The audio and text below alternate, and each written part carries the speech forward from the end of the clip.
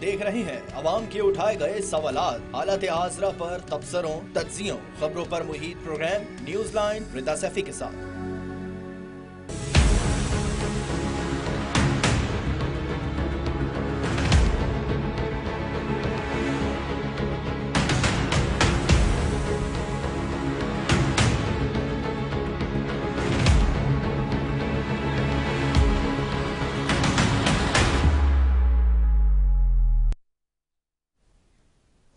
अस्सलाम वालेकुम। Programme news line के साथ मैं हूं मुनीबा गुल बाजवा। एक खबर जो सब सुनने के लिए तैयार थे और मुज़ाकरात की बात होती जा रही थी, फाइनली वो डे आ ही गया कि जब हुकूमत और पीटीआई के दरमियान मुज़ाकरात में कुछ पेशरफ्त हुई है। हुकूमती और अपोजिशन इत्तेहाद की पहली बाज़ाब्ता नशिस्त का एलामिया भी सामने आ गया और एलामिया के मुताबिक स्पीकर कौमी असम्बली सरदार एयाज सादिक ने इजलास की सदारत की और हुकूमती कमेटी की तरफ से इसहाक डार, इरफान सिद्दीकी, राना सनाउल्लाह, राजा परवेज अशरफ, नवीद कमर, अलीम खान और फारूक सत्तार ने शिरकत की। जबकि अगर बात की जाए पीटीआई इत्तेहाद की कमेटी की तरफ से असद कैसर, राजा नासिर अब्बास, साहबजादा हामिद रजा जो हैं वो शरीक हुए। जबकि असद कैसर ने आगाह किया कि कमेटी के बाकी जो अरकान हैं वो अपने मुकदमात में बिजी हैं या मुल्क से बाहर हैं। बहरहाल ये एक अच्छी खबर थी। अब ये मुज़ाकरात आगे बढ़ेंगे। 2 जनवरी को जो है सेकंड जो है इनका मुज़ाकराती दौर शुरू होगा और उसके अंदर ये चार्टर ऑफ डिमांड रखेंगे, यानी बाज़ाब्ता तौर पर जो है ये अपनी डिमांड सामने रखेंगे और उस पर गुफ्तो शुनीद होगी और उस पर गौर व फिक्र होगा और शायद मुज़ाकरात का कोई अच्छा जो है वो नतीजा इंशाल्लाह शायद नज़र आने लगे इतने अरसे बाद। मुझे ज्वाइन किया है शिजरा मनसब साहिबा ने, MNA मुस्लिम लीग नून से। आपको प्रोग्राम में खुशामदीद कहते हैं। शिजरा, आप बताइएगा कि ये फाइनली एक वो डे आ गया जब हम ये कह रहे थे कि मुज़ाकरात होने चाहिए, मुल्की सियासत के लिए बहुत ज़रूरी हैं। तो आप क्या कहेंगी, ये जो पहला एक बाकायदा नशिस्त हुई है, इसका एलामिया भी सामने आया है, पॉजिटिव है ये? जी बहुत शुक्रिया। देखिए, आपने बिल्कुल ठीक कहा है। हमारी तरफ से, चाहे हम ऑपोजिशन में थे चाहे गवर्नमेंट में है, हमने हमेशा यही समझा है और यही कहा है कि जमहूरियत के अंदर मुज़ाकरात से ही चीजें हल होती हैं और बातचीत से ही मामलात हल होते हैं और कोई ना कोई रास्ते निकलते हैं। बहरहाल पीटीआई की तरफ से उनका मौक़िफ़ हमेशा मुख्तलिफ रहा। उन्होंने कहा कि उन्होंने सियासी जमातों से बात नहीं करनी और काफी लंबा, जैसे कि तमाम कौम ने देखा कि ये चीज लंबी चली। उन्होंने कहा कि कभी कोई बात की, बहरहाल कभी कहा कि हमने करप्ट लोगों से बात नहीं करनी, कभी कहा कि हमने सिर्फ मुक्तदर हलकों से बात करनी है। लेकिन अब अगर उन्होंने ये स्टेप उठाया है, मुख्तलिफ हरबे उन्होंने इस्तेमाल करते रहे, कोशिशें करते रहे, बार बार उन्होंने सड़कों पे भी आने की कोशिश की और इस किस्म के पुरतशद्दद एहतजाज की भी मौके हमने अपने सामने देखे हैं। लेकिन बहरहाल अब उन्होंने आके अगर ये कहा है तो ये खुशाइन बात है। हमने तो इस चीज पर हमेशा पहले से ही बिलीव किया है कि जमहूरियत के इस्तेहकाम के लिए सियासी कुव्वतों का आपस में बातचीत करना जरूरी है। बिल्कुल। आज उनमें से उनके पूरे लोग नहीं आए, कम लोग आए हैं, लेकिन बहरहाल ये पहला ये था मौका मिलने का। आइंदा इंशाल्लाह वो आएंगे भी, अपने मुतालबात भी सामने रखेंगे। तो बातचीत के जरिए और एक दूसरे से लचक रख के फिर ही मैं समझती हूँ कि बात आगे चलेगी। तो लेट्स होप कि तमाम जितनी भी सियासी जमातें हैं वो एक एक कदम पीछे हटे और जायजा लें कि मुल्क की बेहतरी के लिए, पाकिस्तान की बेहतरी के लिए और पाकिस्तान के अवाम की बेहतरी के लिए थोड़ी लचक सारे दिखाएं ताकि मामलात आगे बढ़ सके। ठीक है, बहुत शुक्रिया। मैं अब चाहूँगी कि आमिर मुग़ल साहब रहनुमा पीटीआई के, उन्होंने भी हमें ज्वाइन किया है। आमिर साहब, सबसे पहले तो मैं ये कहना चाहूँगी कि प्लीज़ कोई ऐसी बात ना कीजिएगा कि जिसकी वजह से मेरे मुअज़्ज़ज़ मेहमान जो हैं उनको कोई तकलीफ़ पहुँचे, क्योंकि ये एक डिस्कशन फोरम है। आपको मेरी आवाज़ आ रही है आमिर मुग़ल साहब? जी आ रही है आवाज़। आमिर साहब, पहला दौर रहा पीटीआई का हुकूमत के साथ मुज़ाकरात का, उसका एलामिया भी सामने आ गया। आप लोगों की तरफ से पीटीआई के तमाम खैर कमेटी के अरकान ने शिरकत नहीं की, लेकिन फिर भी असद कैसर, राजा नासिर ने, साहबजादा हामिद रजा ने शिरकत की। आप क्या समझते हैं, कुछ फ्रूटफुल नताइज नज़र आए आपको ये पहले दौर के? बिस्मिल्लाहिर्रहमानिर्रहीम जी, सबसे पहले तो मैं अपनी मोहतरम बड़ी बहन शुजा मुनसब साहब से माफ़ी चाहता हूँ। पिछले प्रोग्राम में शायद इनको मेरी बात हुई गैर मुनासिब लगी थी। अच्छे, मैं समझता हूँ कि मैंने कोई ऐसी बात नहीं की, लेकिन बहरहाल मैं इनसे माफी चाहता हूँ, मेरी बात का दिल दुखा था। अब आगे चलते हैं जी। आपने बात की मुज़ाकरात की। देखिए, मुज़ाकरात तो आखिर एक दिन, जितना भी आपके साथ लड़ाई झगड़ा हो, एक दिन मुज़ाकरात में आके यही मसला जो है वो सॉल्व होता है। अभी तक तो मैं इस पर कोई कमेंट नहीं कर सकता, ना मनफी और ना मुस्बत। जब हमारा चार्टर ऑफ डिमांड जाएगा इसके सामने, और मैं समझता हूँ तो बिल्कुल हमारा जायज आईनी, कानूनी और जमहूरी चार्टर ऑफ डिमांड होगा। इमरान खान समेत तमाम सियासी कैदियों की रिहाई, और नवंबर और या 26 नवंबर और 9 मई के जो वाकयात हैं उन पे एक जुडिशल कमीशन सुप्रीम कोर्ट के सीनियर 3 जजेस पे मुश्तमिल। तो इस वक्त झगड़ा यही है ना, एक इल्जाम इस हुकूमत पे है कि इन्होंने 26 नवंबर करवाया और हमारे कारकुनान को शहीद करवाया। एक इल्जाम तहरीक इंसाफ पे है कि 9 मई को जो भी वाकयात हुए थे वो तहरीक इंसाफ या इमरान खान ने करवाए हैं। तो बेहतर है कि इनकी इंक्वायरी एक आजाद जुडिशल कमीशन में हो जाए, ताकि दूध का दूध और पानी का पानी हो जाए, कौम के सामने आ जाए, मुल्क आगे बढ़े। और दूसरा, सबको पता है सियासी कैदियों की, हम क्यों इनको सियासी कैदी कहते हैं, इनको समझे आप। सेम FIR थी शाह महमूद कुरैशी, एजाज चौधरी और उमर चीमा पे। मैं 3 नाम आपके सामने लेता हूँ, बल्कि चौथा भी दे देता हूँ, यास्मीन राशिद। ठीक है। वही FIR थी अली जैदी, इमरान इस्माइल, असद उमर, फयाज हसन चौहान पे। तो क्या वजह है कि उन 4 को छोड़ दिया गया है और ये 4 बंदे अभी जेल में हैं। सिर्फ एक फर्क है कि उन 4 ने प्रेस कॉन्फ्रेंस की, तहरीक इंसाफ के लड़की का ऐलान किया, और वो उन्हीं चार्जेस से बरी हो गए जिन चार्जेस पे आज 1.25 साल से शाह महमूद कुरैशी, डॉक्टर यास्मीन राशिद, एजाज चौधरी और उमर चीमा जेल में है। अब एक और आपको मिसाल देती हूं। एक FIR हुई साइफर की, उसमें 3 नाम थे, इमरान खान, शाह महमूद कुरैशी, असद उमर। अब असद उमर ने प्रेस कॉन्फ्रेंस की, FIR में नाम होने के बावजूद FIA ने लिख के दे दिया ये बेगुनाह है। तो शाह महमूद कुरैशी और इमरान खान जो है वो उसी में सजा हुए, बाद में जाके हाई कोर्ट से वो केस फारिग हुआ, निचली कोर्ट से उनको सजा हुई, और उसी केस में असद उमर को FIA ने, मैं ये आपसे पूछ रही थी इसलिए कि बस मैं अपनी बात कंप्लीट करूं, इसलिए कि उन्होंने प्रेस कॉन्फ्रेंस कर दी। तो इसलिए हम कहते हैं कि 9 मई के जो वाकयात हैं उनको पॉलिटिकल इस्तेमाल किया गया है। तो ये सारे सियासी कैदी हैं, ये हमारा मौका है। अच्छा, ठीक है। तो अच्छा, ये सियासी कैदियों और बानी PTI के रिहाई के जो है वो तो 2 ये पॉइंट्स शामिल होंगे आपके जो चार्टर ऑफ डिमांड होगा उसके अंदर। इसके अलावा क्या पॉइंट्स शामिल होंगे, उसके बारे में कुछ बताइएगा।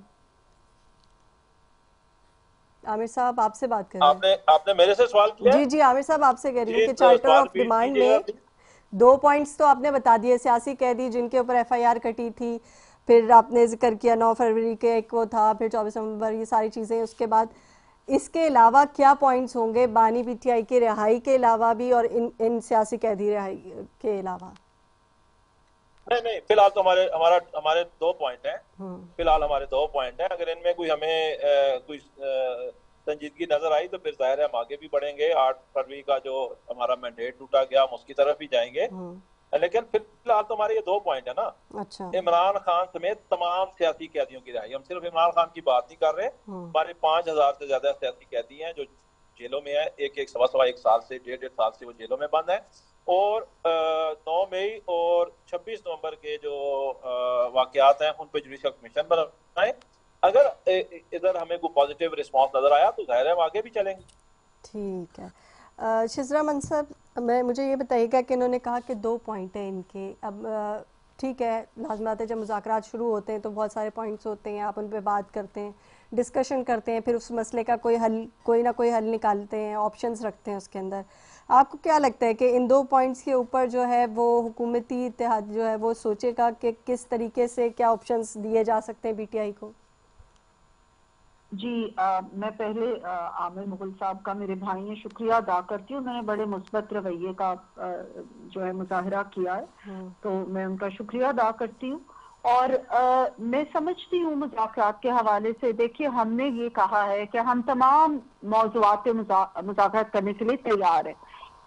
राना सनाउल्लाह साहब जो कि एडवाइजर हैं सियासी मामलात पे प्राइम मिनिस्टर के और इस कमेटी का हिस्सा भी है, उन्होंने यही बयान दिया कि जितने भी मामलात हैं उन सबको डिस्कस करना चाहिए, उनको टेबल पे लाना चाहिए।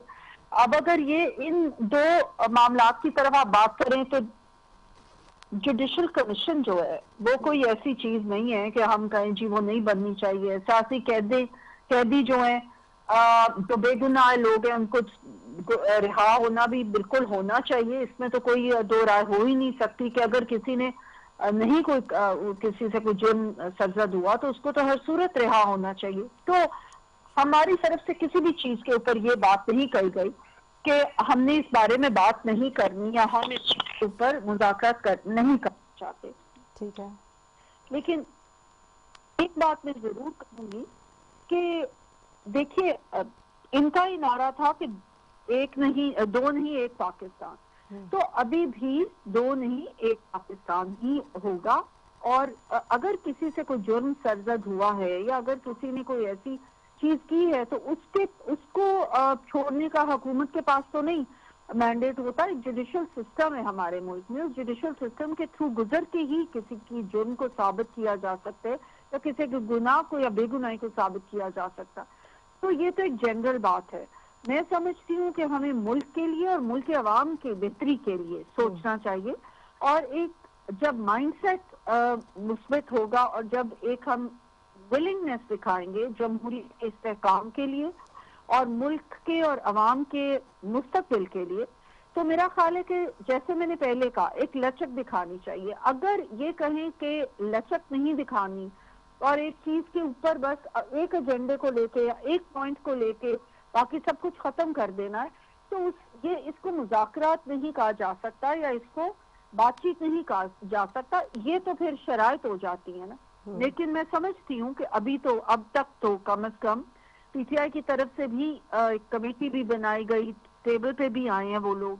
अभी मेरा ख्याल है इनकी जब अपने लीडर से मुलाकात होगी इमरान खान से, तो फिर शायद ये ज्यादा क्लियर तरीके पे शायद बता सके कि इनका एक्चुअल क्या एजेंडा पॉइंट्स है। लेकिन हमारा जहां तक ताल्लुक है हुकूमत और उसके इत्तेहादी जमातों का, हमारी कमेटी हर बात के ऊपर, हर मौजू के ऊपर बातचीत करने को और डिस्कशन करने को, मुज़ाकरात करने को बिल्कुल तैयार है। और मैं समझती हूँ कि कुछ चीजों में कोई एक फरीक पीछे हटता है, कुछ में कोई दूसरा हटता है, तो इसी तरीके से बात आगे चलती है। लेकिन मैंडेट का जहां तक इन्होंने बात की, जी देखिए मैंडेट तो इन्होंने हुकूमत का तस्लीम कर लिया है, तो ही ये पार्लियामेंट में बातचीत की टेबल पे आए हैं। इन्होंने स्पीकर का मैंडेट भी तस्लीम किया है, इन्होंने पार्लियामेंट का मैंडेट भी तस्लीम किया है, तो इन्होंने कहा है कि हम पार्लियामेंट में बातचीत करने को तैयार है। तो वो तो ऑलरेडी ये मान चुके हैं और मान के मेरा ख्याल है कि हमें अब आगे बढ़ना चाहिए और मुस्बत चीजों के ऊपर, ऐसे इकदाम के ऊपर, ऐसे रिफॉर्म्स के ऊपर बातचीत करनी चाहिए जिससे पूरी कौम का फायदा हो। ठीक है, बिल्कुल सही। अच्छा आमिर मुगल साहब, मुझे ये बताइए कि आपने कहा इनिशियली हमारे 2 पॉइंट हैं और हम जो अभी चार्टर ऑफ डिमांड आप लोग 2 जनवरी को पेश करेंगे उसमें भी शायद यही 2 पॉइंट रहेंगे। आपको नहीं लगता कि कुछ दिन और हैं कि आप देखें, अगर जैसे शिजरा कह रही थी वो एक बड़ी लॉजिकल बात है कि अगर आप कहते हैं कि रिहाई की बात करते हैं तो केसेस जो है वो तो अदलिया पे चल रहे हैं, अगर हुकूमत बीच में क्या किरदार अदा कर सकती है? आपको लगता है वो प्रेशराइज तो नहीं कर सकती अदलिया को, एक प्रोसेस से गुजरना पड़ेगा रिहाई के लिए। तो आपको क्या लगता है कि किस तरीके से ये वाला पॉइंट जो है वो हुकूमत उसके अंदर क्या लीलियंसी दिखा सकती है?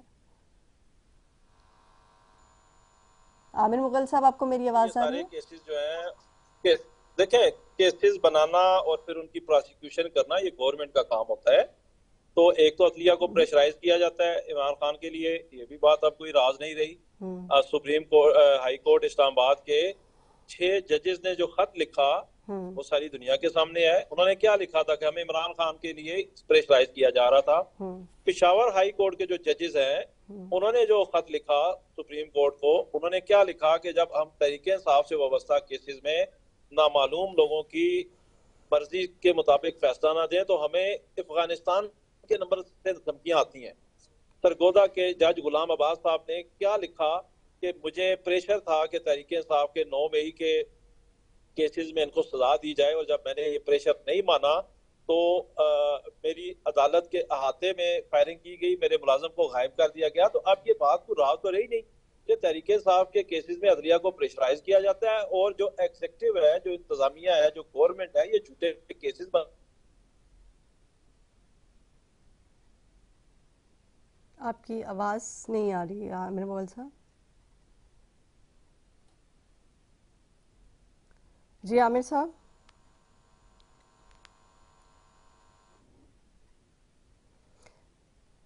मेरे ख्याल से कोई टेक्निकल प्रॉब्लम है। आमिर साहब, मुझे आपकी आवाज़ नहीं आ रही है। शिजरा साहिबा, मैं यही बात, जो आपका पॉइंट है वही मैंने सामने रखा था कि अगर आप जुडिशरी से, अगर आप ये कहते हैं कि आप डायरेक्ट पीटीआई के बानी को छुड़वा लें, तो ये केसेस प्रेशराइज करके तो नहीं ख़त्म किए जा सकते ना। एक प्रॉपर एक आपका जस्टिस सिस्टम है, आप उससे गुजरते हैं तभी आप या तो गिल्टी करार पाते हैं या नॉन गिल्टी होते हैं। तो कैसे हो जाएगा मुज़ाकरात में? अगर चले ठीक है, शर्त रख ली है, तो उसके लिए लीलियंसी जो है वो हुकूमत क्या दिखा सकती है? क्या उसके अंदर वो सपोर्टिव रोल दे सकती है? देखिए, जब पीटीआई का हुकूमत का दौर था तो आपको याद होगा कि हमारी तकरीबन तमाम टॉप लीडरशिप जो है उन्होंने जेलें काटी। किसी ने कुछ महीने काटी, किसी ने साल काटी, लेकिन किसी का एक आप लीडर का नाम नहीं ले सकते। मियाँ नवाज शरीफ साहब, मियाँ शहबाज शरीफ, हमजा शहबाज शरीफ, मरियम नवाज शरीफ साहब, राना सनाउल्लाह के ऊपर एक मजका केस, एक बंजा केस, उसके बाद शाहिद खाकान थे, जो है जितने भी हमारे लीडर थे उन सब ने जेलें काटी और उन्होंने वो प्रोसेस के थ्रू गुजरे और उसके बाद वो रिहा हुए।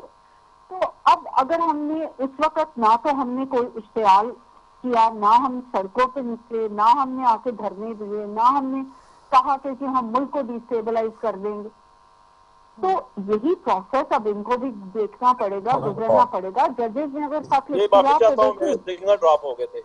अच्छा जी मुझे वो कंप्लीट कर लें बात। जजेस, देखिए जजेस जुडिशल जो उनके पास इतनी होती है ताकत, अगर जजेस खत लिखने की बजाय अगर उनको कोई प्रेशराइज कर रहा था तो उसको उनको बुलाना चाहिए था, अदालत में बुलाना चाहिए था, उसके खिलाफ FIR देनी चाहिए थी। ठीक है, उनके पास इतना ताकत होती है कि वो ये कर सके, तो मेरा तो ख्याल है उनको करना चाहिए। अब उन जजेस को लेके हम ये कहें कि जी वो हमारा पूरा जुडिशल सिस्टम खराब है या हम हुकूमत जो है रिहाई दे देगी, मेरा ख्याल पॉसिबल नहीं होता।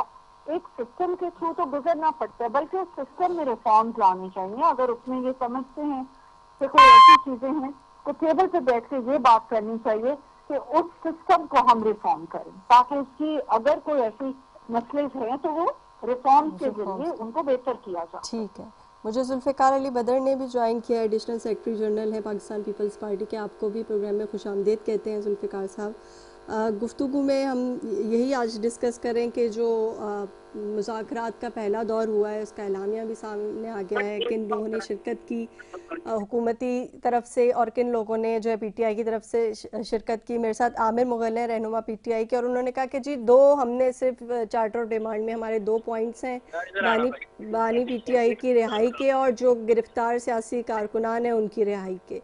आपको क्या लगता है कि इतने चलें, एक बड़ी अच्छी बात हुई कि कम से कम मिल के बैठे तो सारे, लेकिन 2 पॉइंट्स पे चार्टर ऑफ डिमांड 2 जनवरी को जब पेश किया जाएगा तो बस क्या ये 2 पॉइंट्स होंगे? क्योंकि जुडिशरी भी इन्वॉल्व है इसके अंदर, आपका पूरा एक जस्टिस सिस्टम इन्वॉल्व है, इस तरह से तो रिहाई जो है वो नहीं मिल सकती। क्या प्रेशराइज किया जाएगा अदलिया को? जुल्फ़िकार साहब, आपको आवाज़ आ रही है? जी मुझे आ रही है आपकी बात। आपको आ रही है मेरी बात? जी अब आ रही है आपकी आवाज़। जी बिस्मिल्लाहिर्रहमानिर्रहीम। बहुत शुक्रिया जी, आपने अपने प्रोग्राम में बुलाया। देखिए, ये सबसे अच्छी बात ये है कि ये जो निगोशिएशन है, डायलॉग है, ये इनिशिएट हुआ है, ये मामला स्टार्ट हुआ है। ये जो उनकी तरफ से डिमांड्स आई हैं या उन्होंने जो भी अपना चीजें आगे रखी हैं, ये चीजें सेकेंडरी हैं। ये जब बैठ के बातचीत स्टार्ट करेंगे और इसके आगे बातचीत चलेगी, इसके अंदर भी ऑल्ट्रेशन आएगी, मजीद एडिशन आएगी और चीजें आगे चलेंगी। तो मैं समझता हूँ कि ये एक बहुत अच्छा इनिशिएटिव है, बहुत अच्छा प्रोसेस है। पीपल्स पार्टी इससे खुश है और जैसे जैसे आगे चलेगा मैं समझता हूँ कि ये 2 पॉइंट से हट के भी मजीद पॉइंट ऐड होंगे और फिर बहुत सारे ऐसी चीजें आएंगी सामने जो कि कुछ फौरी मानने वाली होंगी, कुछ के ऊपर टाइम लगेगा, कुछ को डेफर्ड कर दिया जाएगा, वो subject to the approval of the judiciary, क्योंकि वो जुडिशरी की तरफ से अप्रूवल आएगा। तो ये उसके बगैर मामला हो नहीं सकता।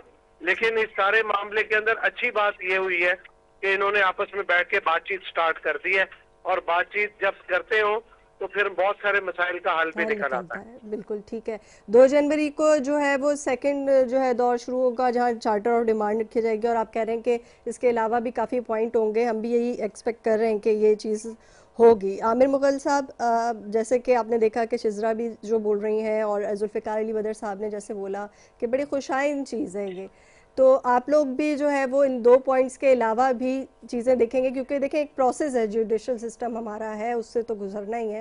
लाजमी बात है प्रेशराइज नहीं किया जाएगा। जब आप लोग मिल के बैठ गए तो होपफुली इसी तरह ही होगा।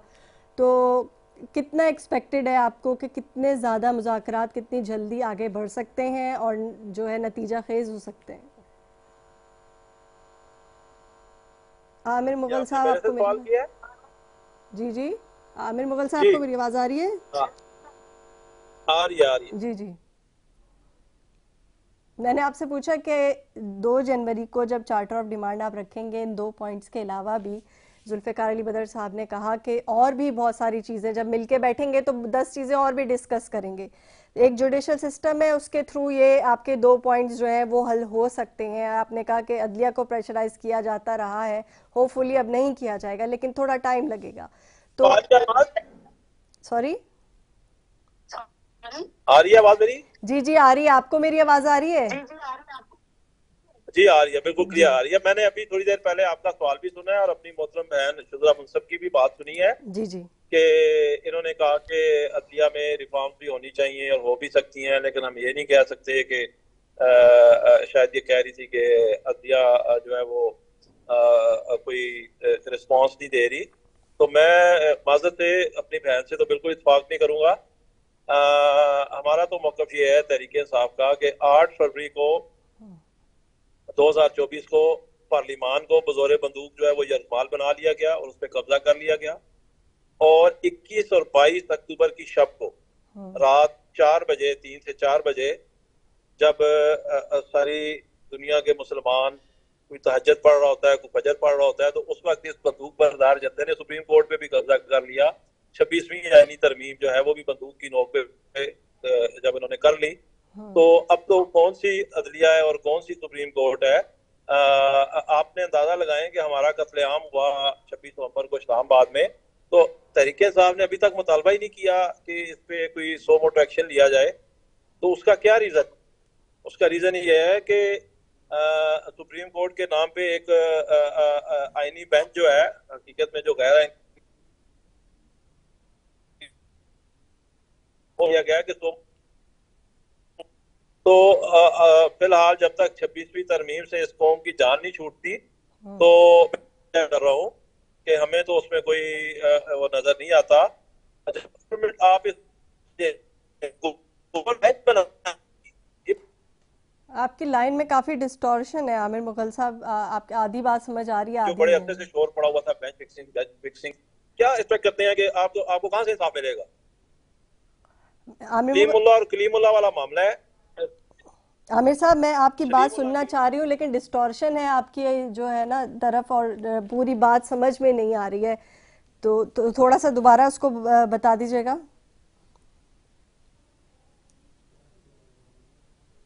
मेरे ख्याल से आमिर मुगल साहब को मेरी आवाज़ नहीं आ रही। शिजरा मुंसब साहिबा, कि आप क्या कहेंगी इसके ऊपर कि जो वो कह रहे हैं कि जो है 26वीं आईनी तरमीम जो है वो बंदूक के जोर पे अप्रूव करवा ली, क्या रिवर्ट करवाना चाह रहे हैं? ये भी इनके चार्टर ऑफ डिमांड में आने वाला है।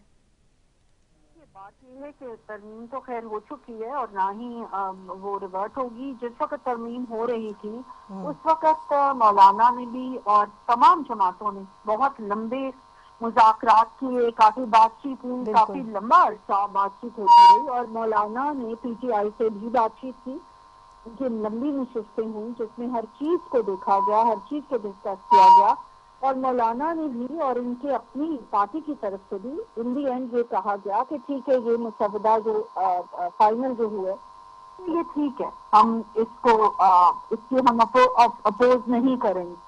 और उसके बाद वो तो तरमीम हो गई है। हम ये चाहते थे कि हम आईनी कोर्ट्स बनाएं, चार्ट ऑफ डेमोक्रेसी में आईनी कोर्ट्स का लिखा गया था, लेकिन मौलाना से दीगर जमातों से बातचीत जब हुई और उन लोगों ने उस चीज को अपोज किया तो हुकूमत ने और हुकूमती इत्तेहादी जो हमारी जमातें हैं, हमने एक स्टेप बैक लिया और हमने कहा ठीक है, हम आईनी बेंच पे इत्तेफाक करते हैं, आईनी बेंच बना लेते हैं।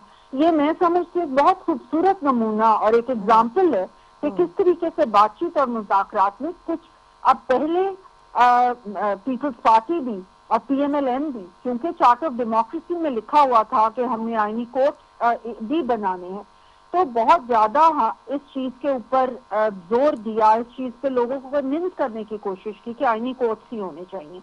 लेकिन जिस वक्त हमने देखा कि ये एक डेडलॉक आ गया तो फिर हमने एक स्टेप पीछे ले लिया, हम आईनी बेंचेस के ऊपर आ गए। तो यही तरीका होता है गिव एंड टेक का।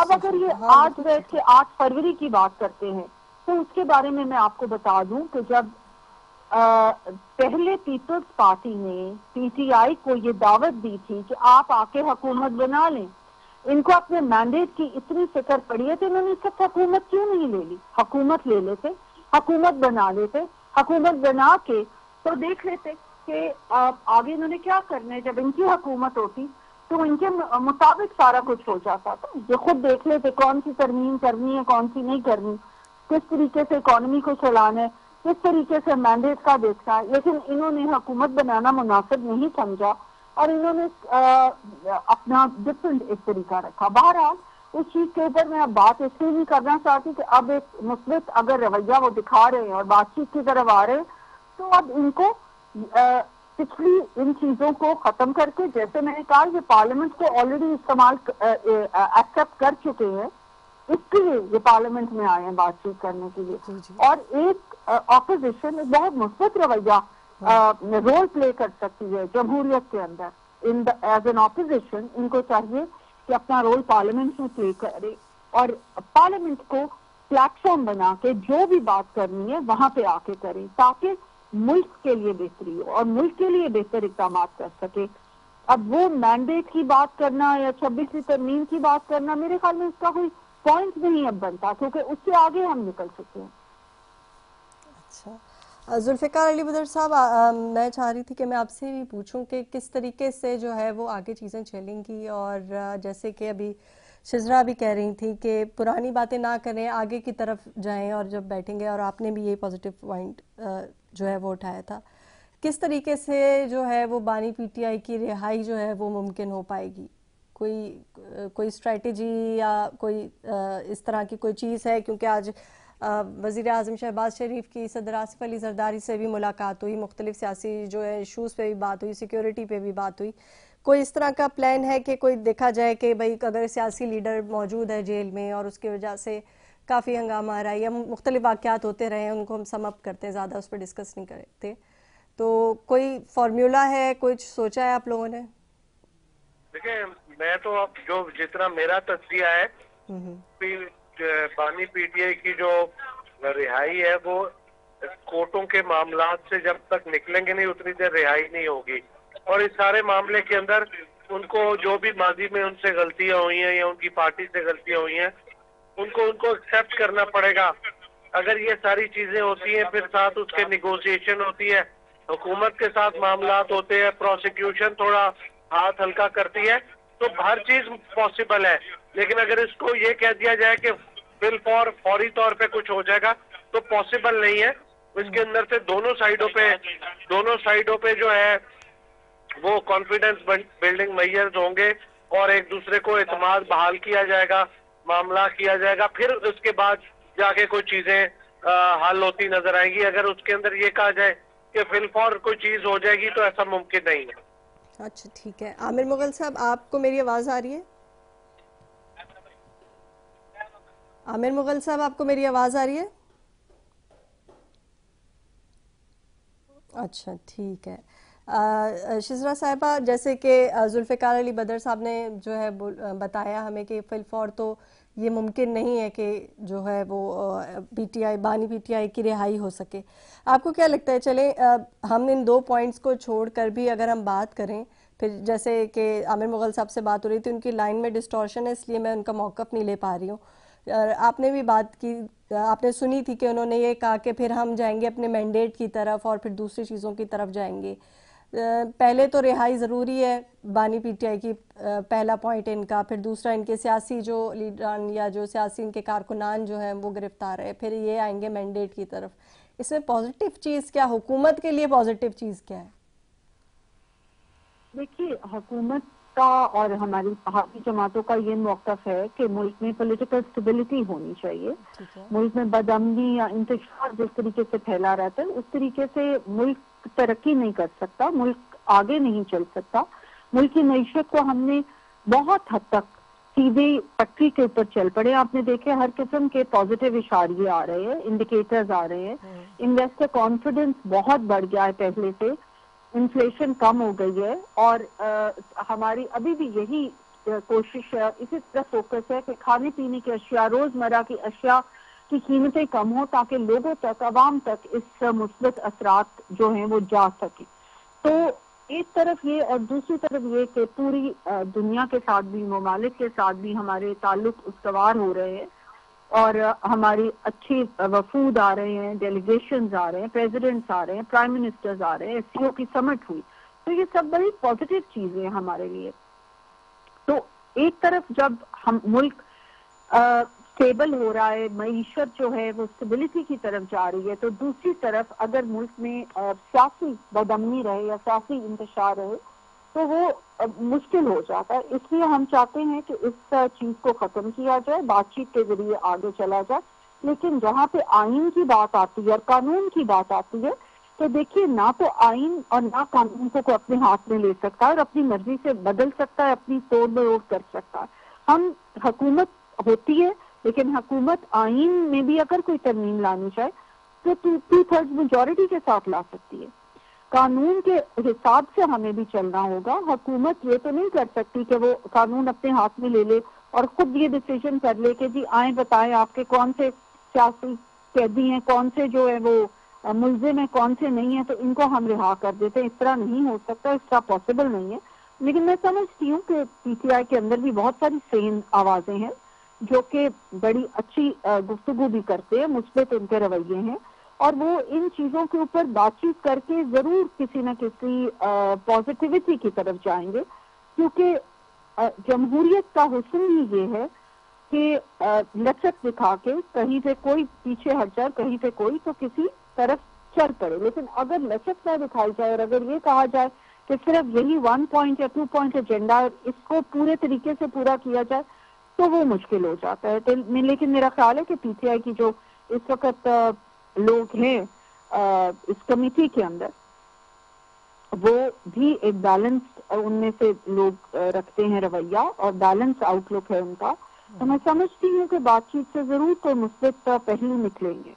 ठीक है। जुल्फ़िकार साहब, आपको मेरी आवाज़ आ रही है?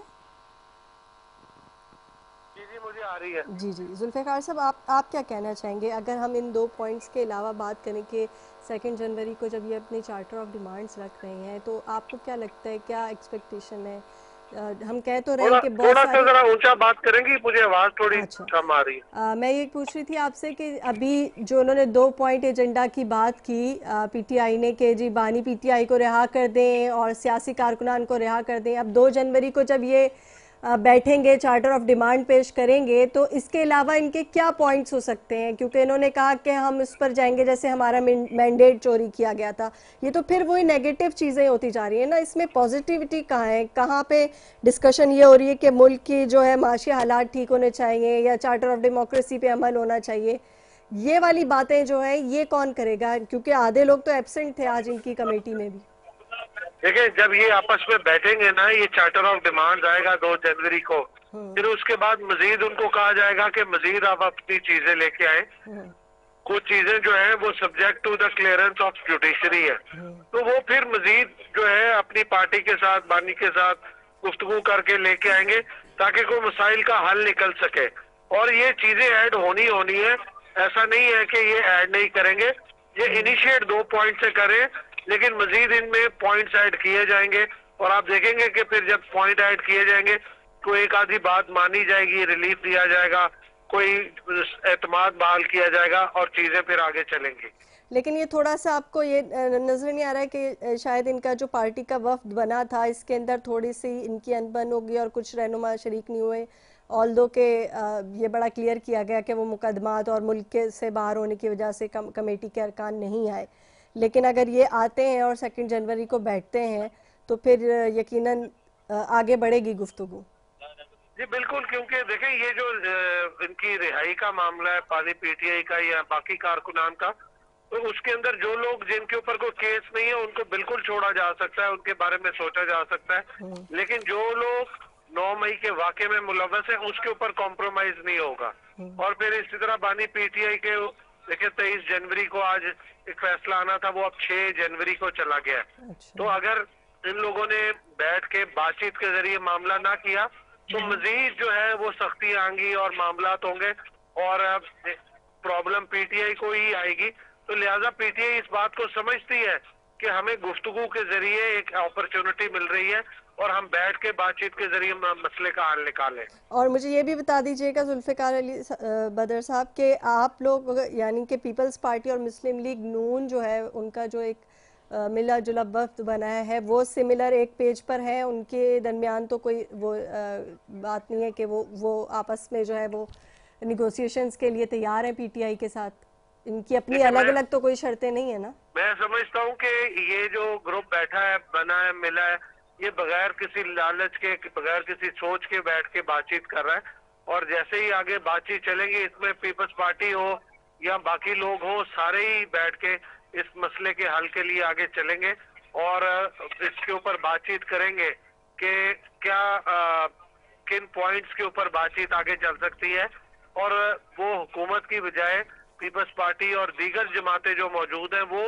उनको बताएंगी कि बातचीत के अंदर कौन से पॉइंट्स डूएबल हैं, सुनने वाले हैं और हल हो सकते हैं और कौन से नहीं हो सकते। उसके बाद फिर ये निगोशिएशंस के अंदर बहुत सारी अप एंड डाउन आती है, चीजें आती ये हैं। एक लॉन्ग प्रोसेस है निगोशिएशन का जिसमें काफ़ी चीज़ें चेंज होती रहती हैं, बिल्कुल ऐसे ही है। जुल्फ़िकार अली बदर साहब का बहुत शुक्रिया, आपने पॉइंट ऑफ व्यू दिया प्रोग्राम के अंदर।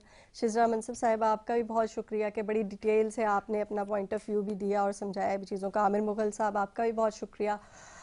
इसी के साथ न्यूज़ लाइन और मुनीबा गुल को दीजिएगा इजाज़त। अल्लाह हाफ़िज़।